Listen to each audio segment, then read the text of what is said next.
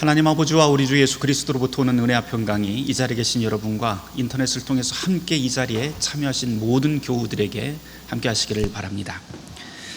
오늘 우리에게 주어진 복음의 말씀은 마가복음 7장의 말씀입니다. 여기에는 예수님과 바리새인들이 전통에 대해서 논쟁하는 장면이 나오고 있죠. 전통의 위력에 관한 우스갯소리는 교회마다 하나씩 다 있는 것 같아요. 저와 꽤 가깝게 지내는 한 목사님이 저에게 들려주신 이야기인데요, 이 목사님이 교회에 부임을 했는데 설교대 위치가 영 마음에 들지 않았다고 그래요. 그래서 딱 1m만 이렇게 오른쪽으로 이동하면 좋을 것 같은데, 그래서 당회에다가 제안을 했다고 그럽니다. 그런데 워낙 보수적인 교회 성향 탓에 당회에서 목사님의 그 제안을 받아들이지 않았다고 그래요. 그래서 이것을 어떻게 할까 하다가 교인들과 충돌하기는 싫고 설교대는 옮기고 싶고 그래서 생각해낸 묘수가 뭐냐면 매일 조금씩 옮겨야겠다, 목사님이 몰래. 그렇게 해서 결국은 목사님이 원하던 자리로 설교대가 옮겨졌다고 합니다. 그런데 몇 년 걸렸을까요? 딱 10년 걸렸대요, 그게. 나중에 목사님이 교인들한테 그 이야기를 해서 지금은 하나의 교회에서 에피소드거리로 남아있기는 한데, 여하튼 이렇게 설교대를 옮기는 이야기는 사실 한국교회에서 그리 낯선 이야기는 아닙니다. 설교대뿐만 아니라 피아노를 옮겼다는 이야기부터 해서 굉장히 이 전통과 관련된 이야기들이 많이 있습니다. 이것 말고도 교단마다 이런 식의 우스갯소리는 참 많이 있는 것 같아요. 우리 루터교회도 이런 이야기거리가 참 많습니다. 예를 들어서 이런 건데요, 여러분, 루터교회에서 저 전구 하나 가는데 몇 명이 필요할까요? 몇 명이 필요할까요? 정답은 5명입니다. 왜냐하면 일단 4명은 모여서 회의를 해야 돼요. 한 명은 위원장을 해야 되고, 또 한 명은 서기를 해야 되고, 또 한 명은 저 전구를 갈지 말아야 된다, 옛날 전구가 워낙 좋았으니 갈지 말아야 된다라고 의견을 내야 되고, 또 한 명은 아니다, 새로 나온 전구가 워낙 좋으니 그걸로 갈아야 된다라고 이렇게 의견을 내는 사람들이 모여서 4명의 회의를 해야 됩니다. 그리고 나머지 한 명은 뭐 하냐면 회의장 바깥에 있다가 결정되면 전구 사러 나가서 전구를 갈아야 됩니다. 이렇게 해서 총 5명이 전구 하나 가는데 루터교회 필요하다라고 하는 그런 전설이 있습니다. 아마 이런 식의 루터교회 농담이 나온 건 만인 제사정설로 종교개혁을 했는데 실제로 지금 우리의 현실은 쓸데없이 회의만 많아져 버린 우리 현실을 그렇게 풍자한 건 아닌지 모르겠습니다. 우리가 그렇게 하려고 종교개혁한 건 아니잖아요, 그렇죠?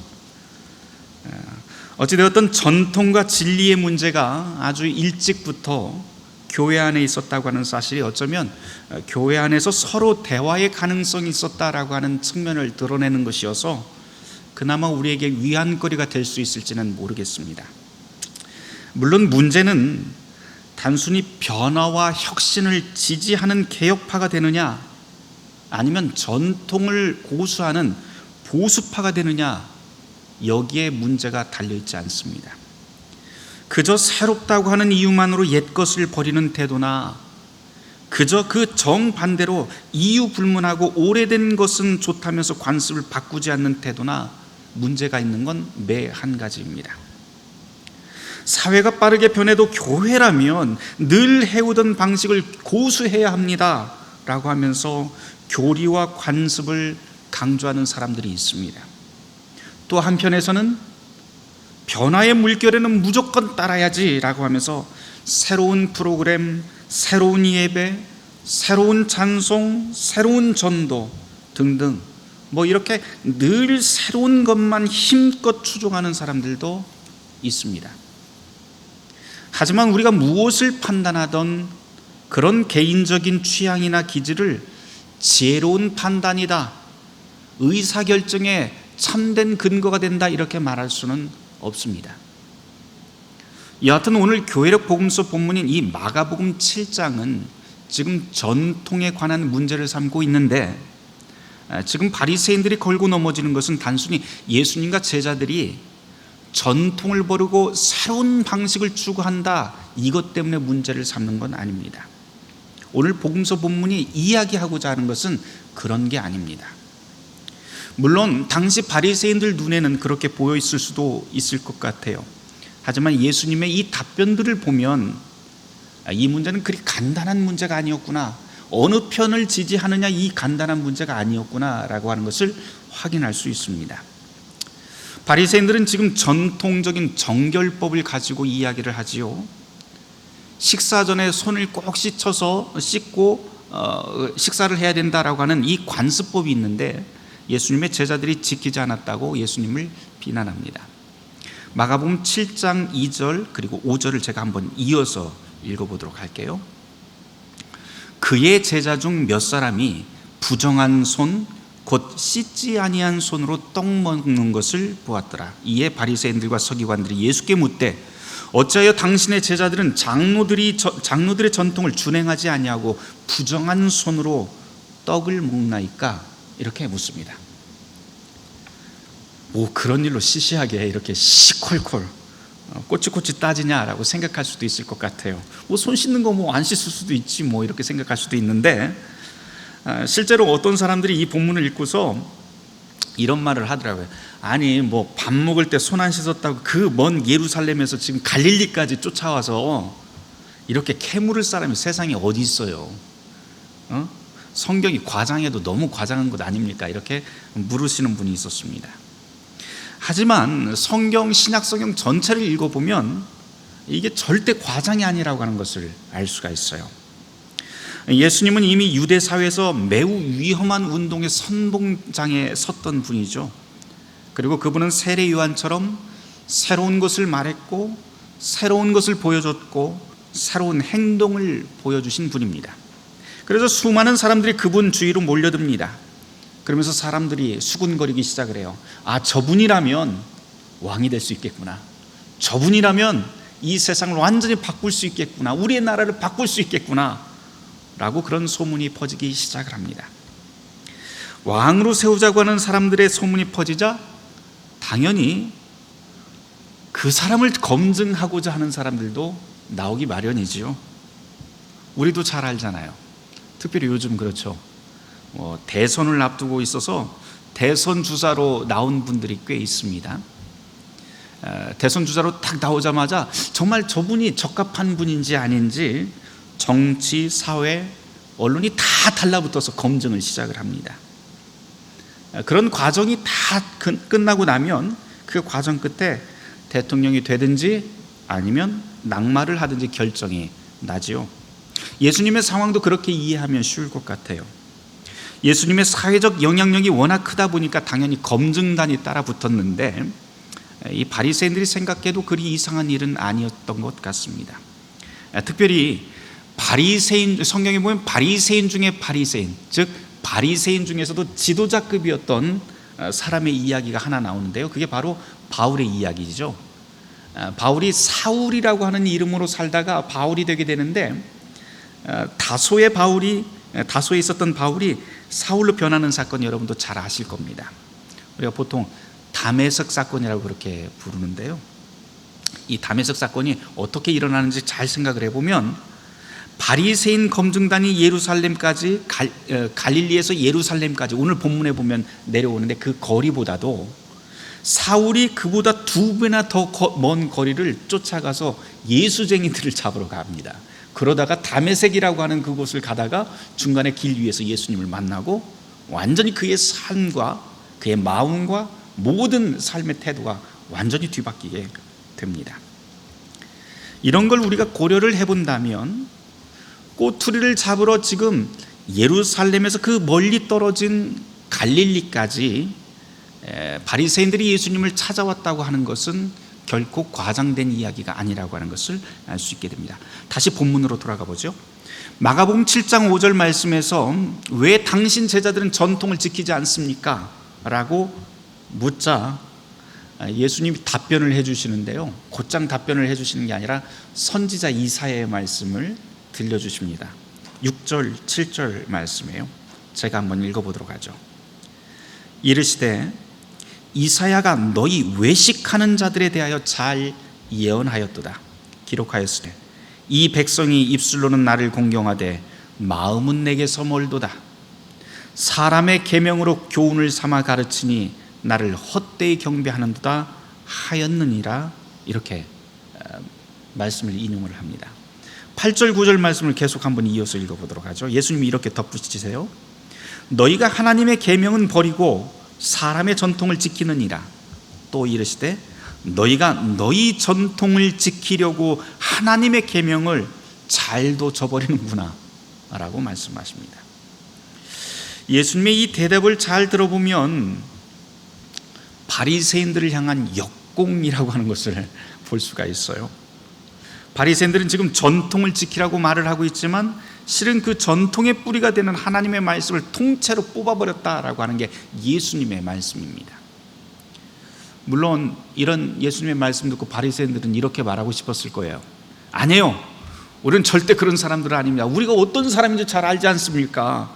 우리는 항상 하나님의 말씀을 준행하던 사람들, 하나님의 말씀을 가르치던 사람들이고, 우리가 지금껏 지켜온 선조들의 전통이라고 하는 것은 하나님의 말씀을 확실하게 실천하려고 모아놓은, 규정해 놓은 것들 아닙니까? 라고 그렇게 답했을 것 같습니다.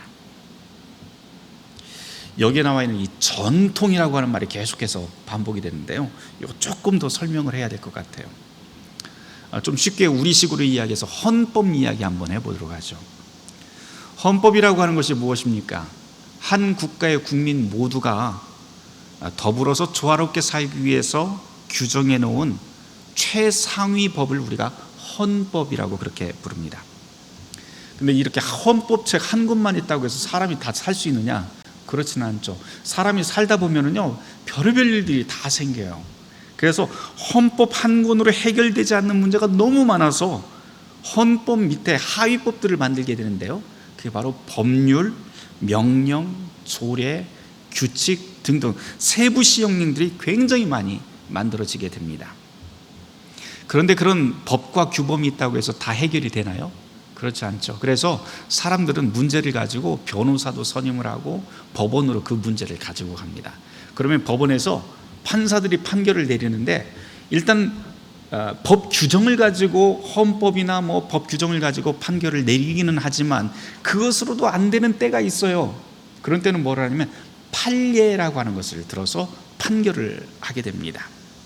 판례는 법은 아니지만 이태껏 있었던 모든 판결의 기준들, 그런 증빙 자료들을 가지고 판결을 내려주는 것이죠. 법원에서 이 판례라고 하는 지침을 굉장히 중요하게 여기는데요, 오늘 성경을 보면 전통 또는 장로들의 전통이라고 하는 말이 나오는데, 이게 바로 유대인 사회에서 일종의 판례집 같은 겁니다. 그래서 예수님께서 지금 이 판례집에 대해서 공격을 하시는 거예요. 그러면서 예수님께서 들고 나오신 것이 무엇이냐면 하나님의 계명이라고 하는 말씀을 또 하세요.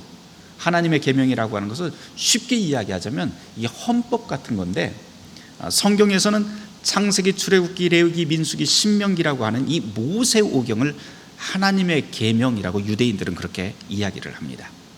그러니까 지금 쉽게 이야기해서 이런 말이에요. 오늘 본문을 다른 식으로 표현을 하면 예루살렘에서 바리새인들이 판례를 들고 예수님을 찾아와요. 그러면서 당신 이거 어겼지? 라고 물어봅니다. 그러자 예수님이 그 꼬투리를 잡는 바리새인들에게 뭐라고 하냐면 헌법책을 딱 들이밀면서 이거 한번 봐봐 그러면서 말씀하시는 장면이 오늘 본문 말씀입니다. 다시 말해서 예수님과 바리새인들의 충돌은 헌법과 판례의 충돌이죠. 이제 10절 이하를 한번 보도록 하죠. 그러면 예수님이 이제 10절 이하에서 멋지게 반격을 시작을 합니다. 10계명의 한 대목인 부모 공경 계명을 들려주세요. 이 계명은 아주 짧고 간명합니다.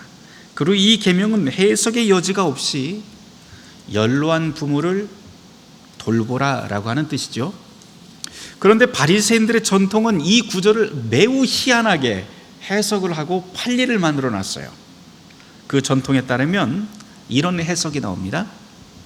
모든 만물은 하나님의 소유이니 자기 재산을 하나님께 바치기만 하면 모든 의무에서 면제된다라고 그렇게 설명을 한 다음에 그 밑에 무슨 이야기들이 있냐면 부모 봉양을 위해서 사용할 재산도 성전에 바치거나 바친다고 서약만 하면 부모 봉양의 의무가 면제된다, 이렇게 되어 있어요.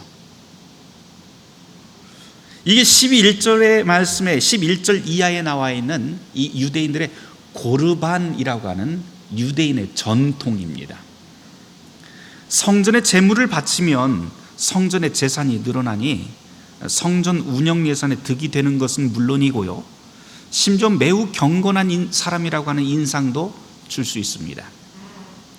그런데 이 전통을 실천하면 문제가 무엇이냐면 율법의 정신, 하나님의 계명의 정신은 훼손되는 것이죠.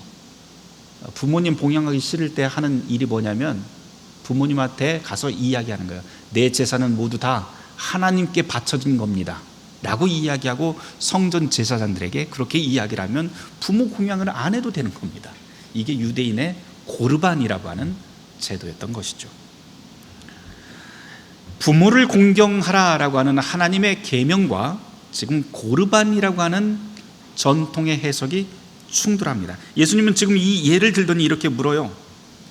여보시오, 고르반이라고 하는 전통이 정말 하나님의 계명에 제대로 부합한 것입니까? 한번 생각해 보세요.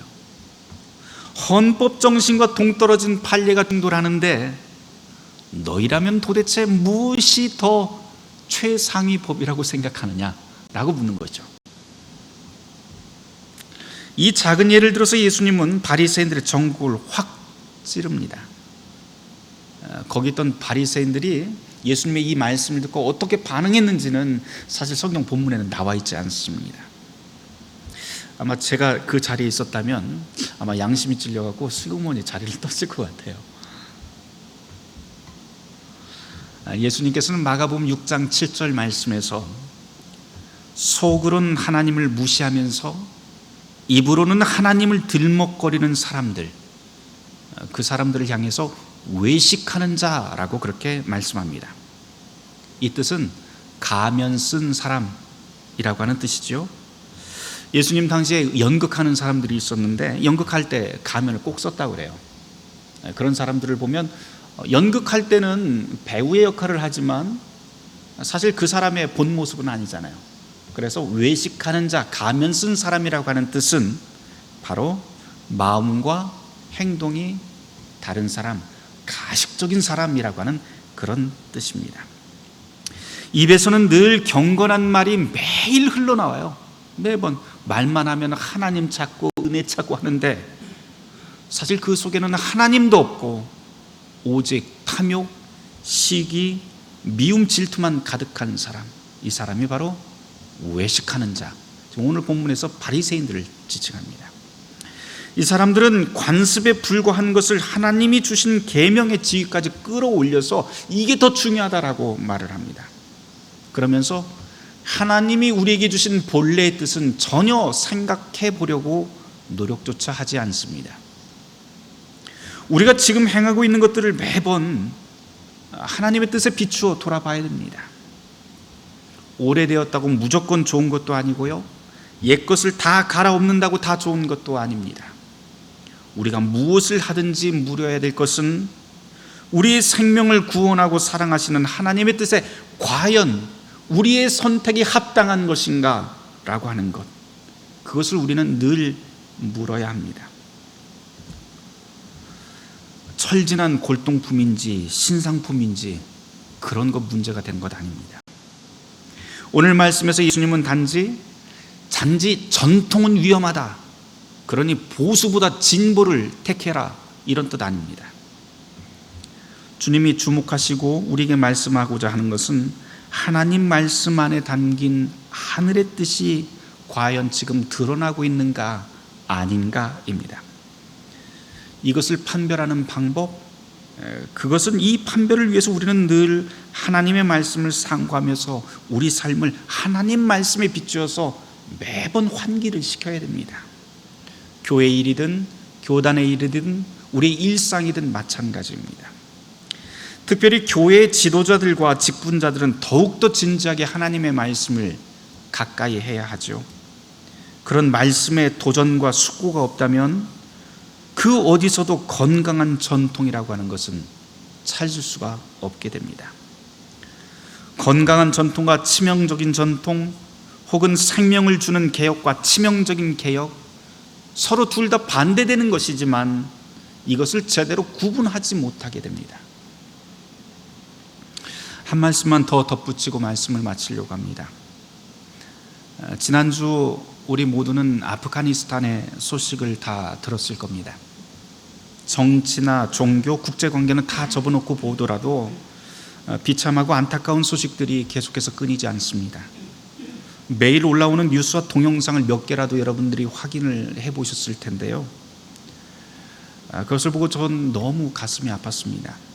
탈출하기 위해서 국경에 몰려든 사람들의 인파, 그리고 그 인파 속에서 철조망 너머로 자기 갓난 아이라도 살려보려고 철조망 너머로 아이를 던지더라고요.